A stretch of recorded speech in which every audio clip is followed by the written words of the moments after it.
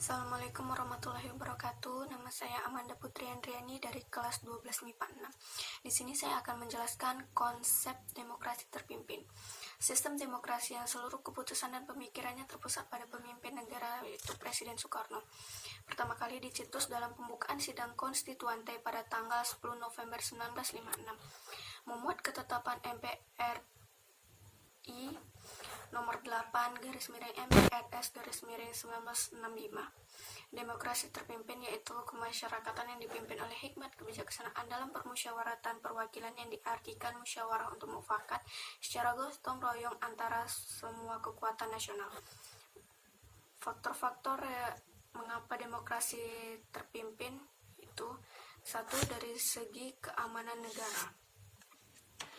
Segi keamanan yaitu banyak muncul gerakan separatis yaitu PKI Madiun, TI atau DI atau TII, RMS dan lain-lain, menyebabkan ketidakstabilan negara. Partai-partai politik saling bersaing dan saling menjatuhkan. Mereka lebih mengutamakan kepentingan kelompok masing-masing.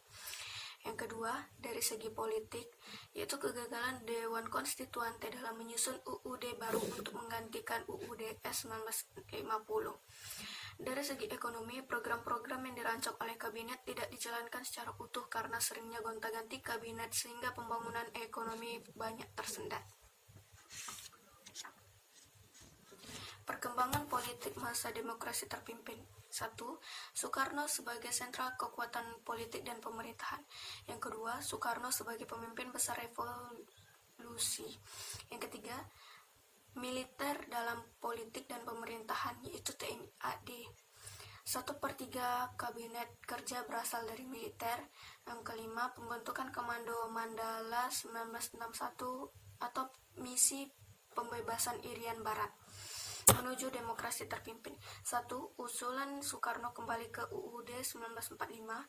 Yang kedua, pemungutan suara 30 Mei 1 dan 2 Juni 1959 tidak mencapai 2/3 dari jumlah yang berdasarkan UUDS 1950.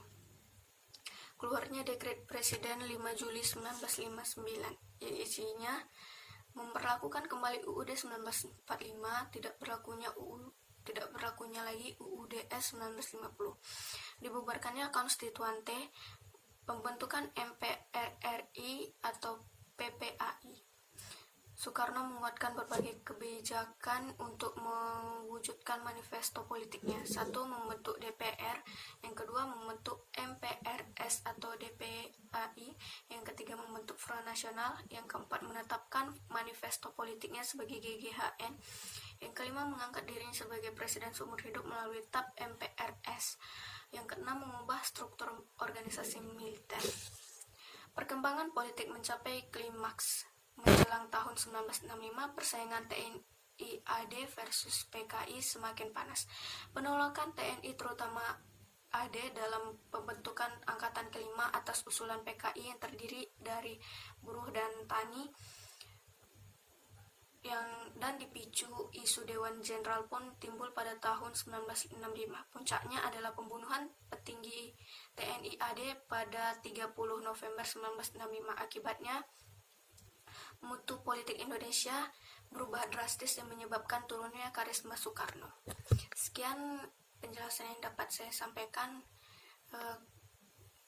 Kurang lebihnya saya mohon maaf. Assalamualaikum warahmatullahi wabarakatuh.